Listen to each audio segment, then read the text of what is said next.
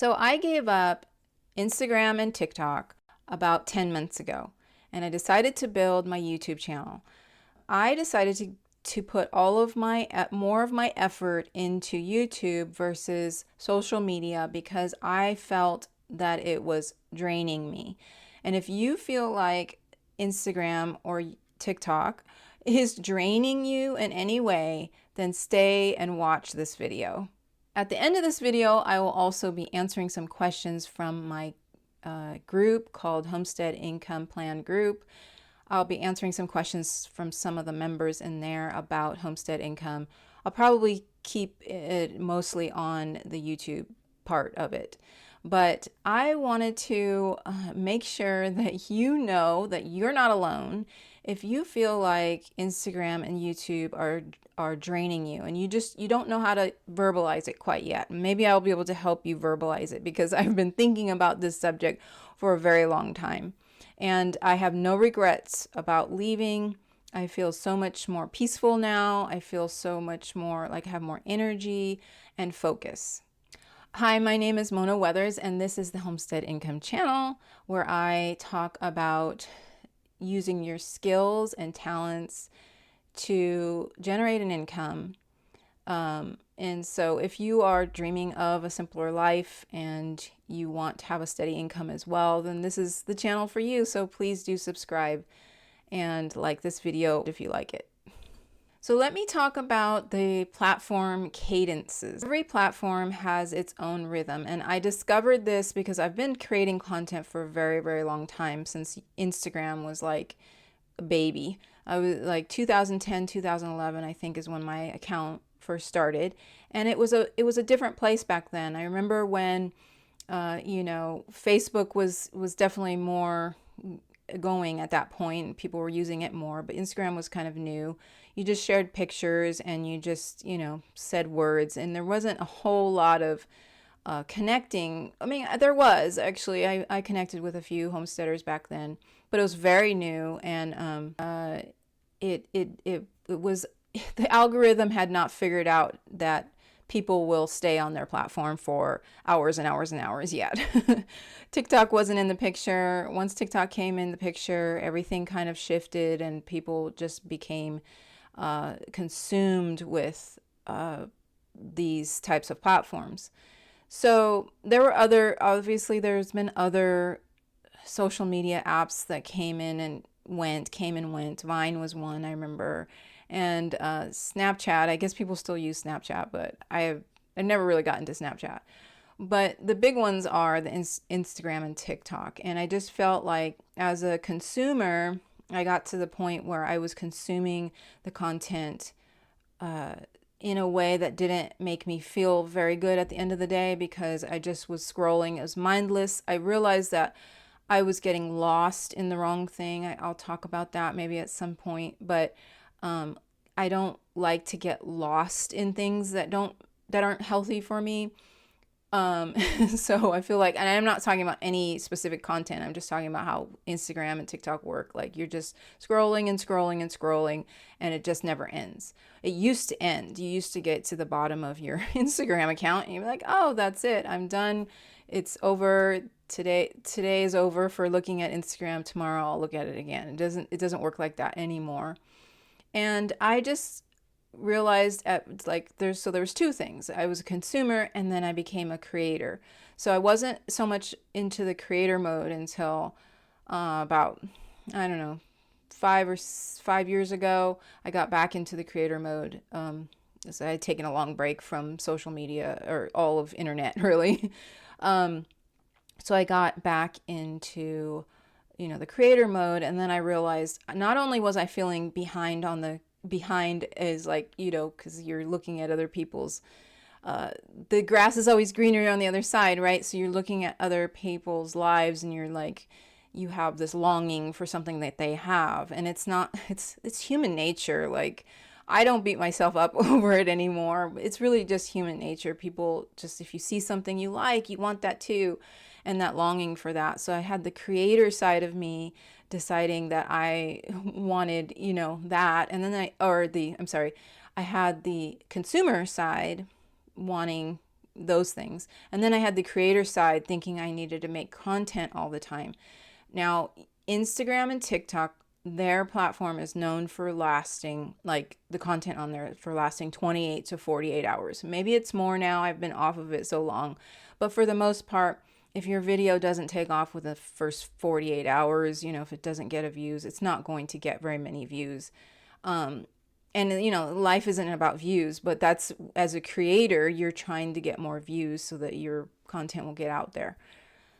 So if you are feeling frustrated, this is probably why. You're consuming content on the platform and you're creating content on the platform.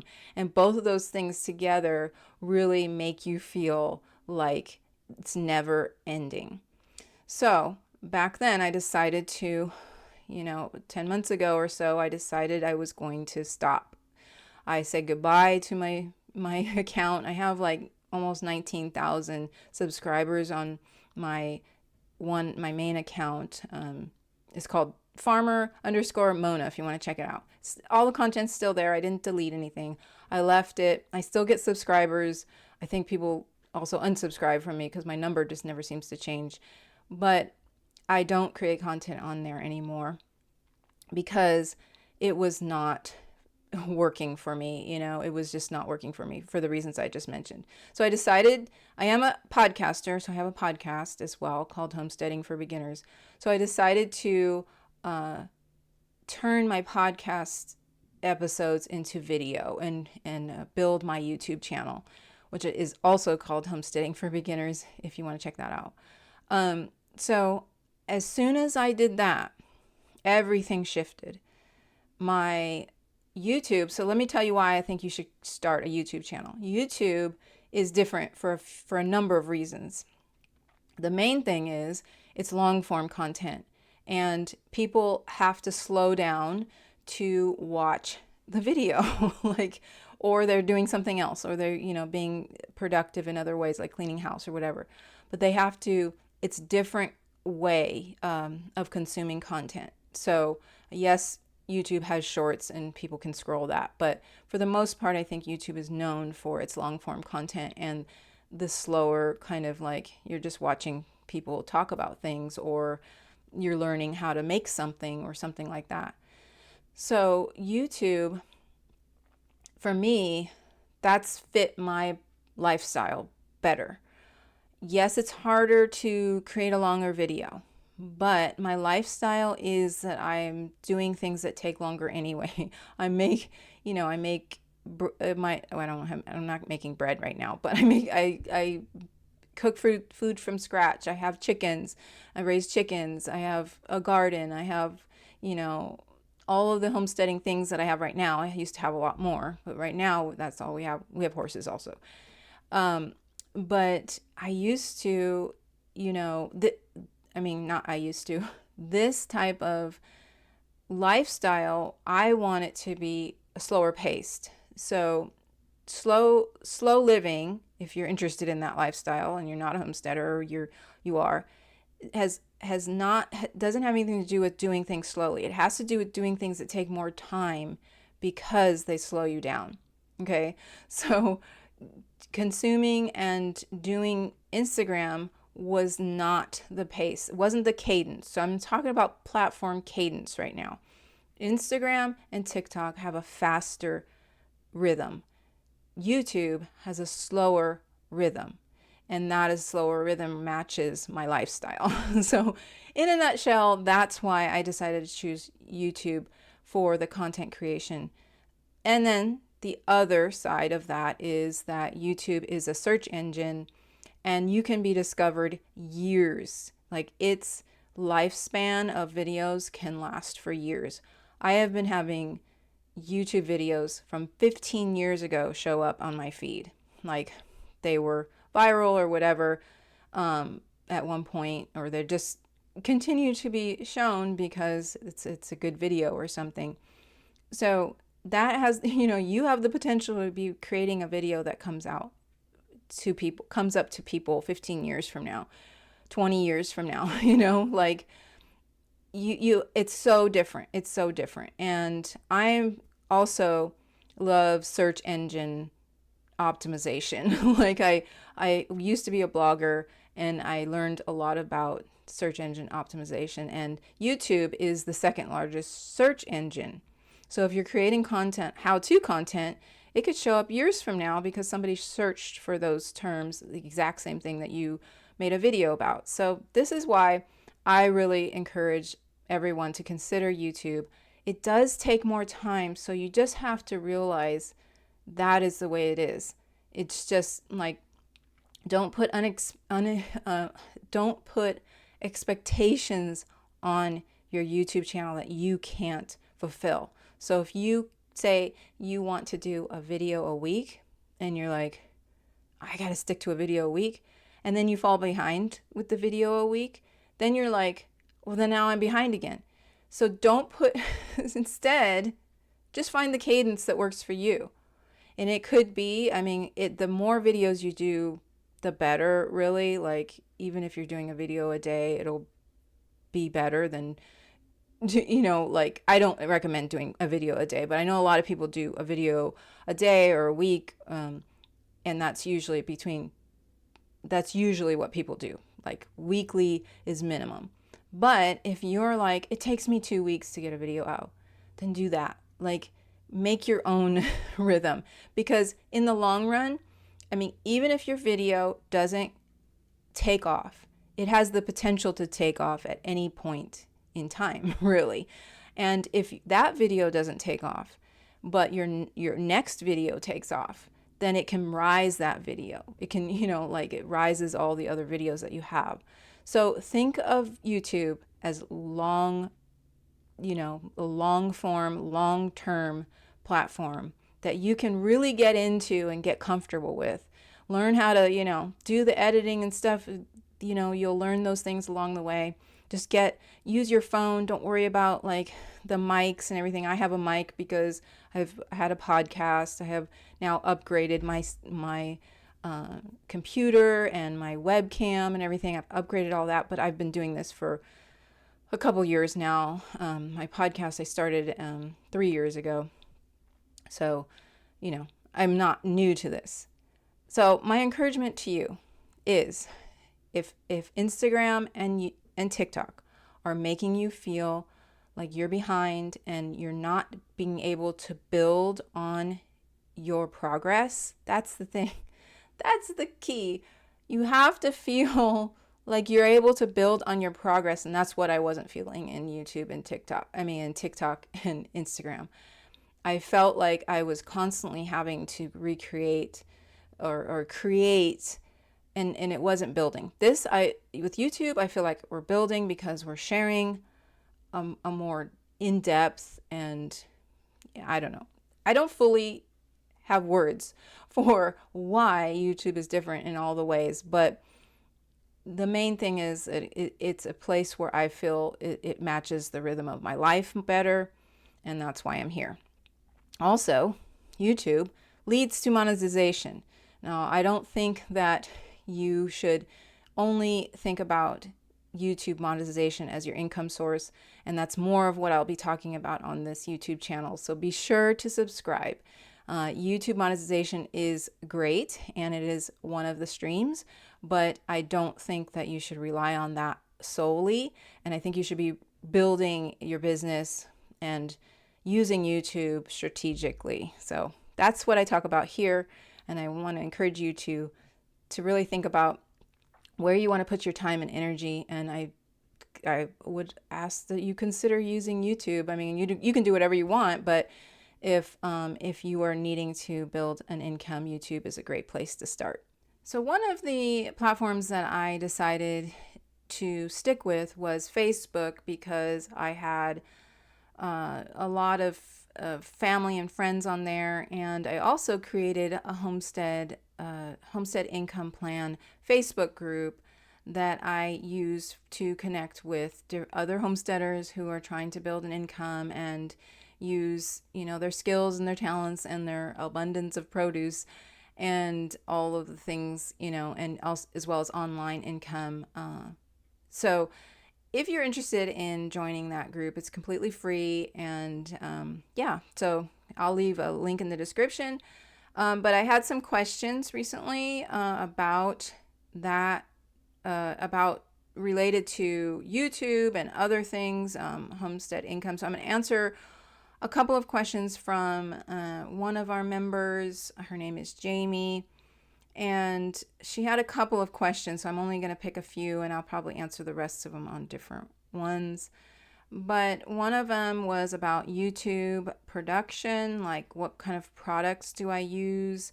So it says, what products do you use for YouTube, for your YouTube channel and podcasting, microphone, camera, software, etc. So right now I am using of my mic is a Blue Yeti mic. And this has been great. I've been using this since I started my podcast 3 years ago. I've been using this one. I got a little cover for it as well to kind of, for the screening of too many sounds. Sorry.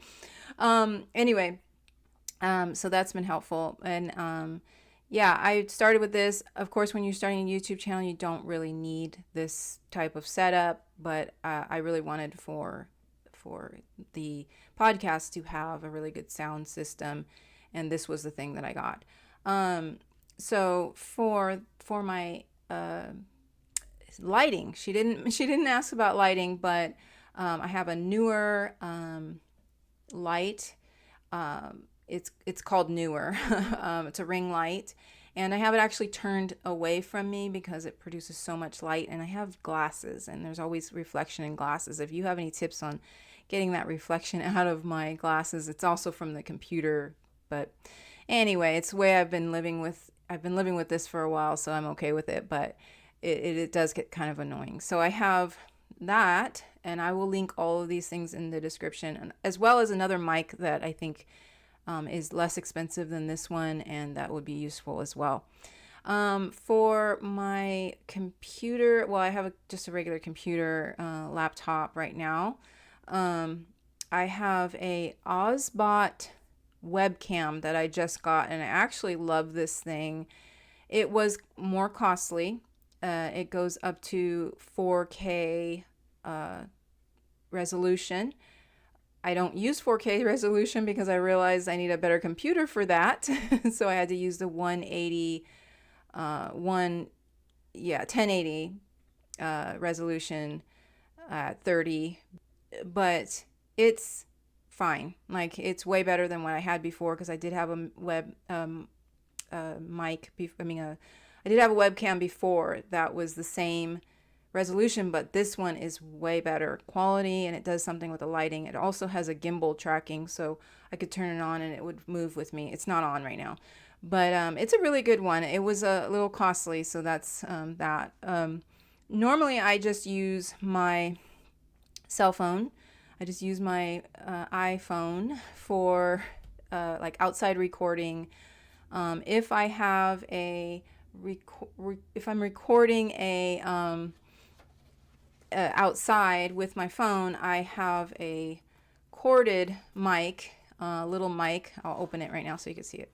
But it's a corded mic, a lapel mic. And it has worked fine. It's not cordless, so I have to be with my phone, pretty close to my phone, but when I'm out there, I'm already kind of doing that anyway. And it just snaps right here on my shirt, and it works fine. This was very inexpensive. I can't remember. It was under $20, I'm pretty sure. So if you're looking, if you don't want like this type of mic, and you don't want to spend a couple $100s on a cordless, although I've seen some cordless lapel mics, lavalier mics that are pretty inexpensive, but I don't know the quality. So if you have suggestions on that, please let me know, because I would like to get a cordless one as well. But yeah, that's what I use for that. For editing, so my podcast editing, I used Audacity, and I've been using Audacity. It's a free open source tool software that you download onto your computer, and I've been using that for a long time. But since I've been doing video, I had to find something for video. Right now I'm recording in OBS. It is also a free open source recording software. This will allow me also to go on live on YouTube, and I can share my screen and all that sort of thing. It's been super helpful. I used to go live on Amazon with this one, so I know it will work with that. At some point, I'll be doing lives on YouTube as well, and probably using this. So OBS is for recording and going live, and then for editing, that's been tricky because I wanted to use a better software called DaVinci Resolve. That is also a free open source software, but like with these open source softwares, they're not usually that user friendly, and it takes time to learn them. OBS was pretty good, and Audacity was pretty good, but DaVinci has been hard for me, and I don't know why. I don't know what I'm doing wrong. So that's the one I'd like to be using. But right now I'm using one called Clipchamp by Microsoft. It's free. I have not needed to use any of their paid things. It only downloads videos with for free, doing 1080p, 1080 resolution. And if you want to do 4K, you have to pay for it. It's not like the most fanciest, and it's been okay, and it's been decent. I was using CapCut, but they are just trying to make that a fully paid program, fully paid software, because recently now they've changed the rules on it, so it's not really free anymore. I also have always had issues because it's owned by TikTok, and I don't know. It's just a strange platform. Plus, they don't seem to care about what they charge you. Like they'll make something free for a little while, and then they'll make it paid. And so you might make a video, and you were able to use this one feature for free the last time, and the next time you have to pay for it. So it's just kind of shady. So I haven't been using CapCut anymore. I highly recommend you look into DaVinci and learn how to use it, because it's like people use that for high quality videos. I'm still learning it. When I get better, maybe I'll teach some stuff on it. But right now, I am just using, for the most part, Clipchamp. I think that's what it's called. Clipchamp, yeah. And yeah, that's what I've been using. I've been trying to use DaVinci. So there's the software. Is there anything else? I don't know.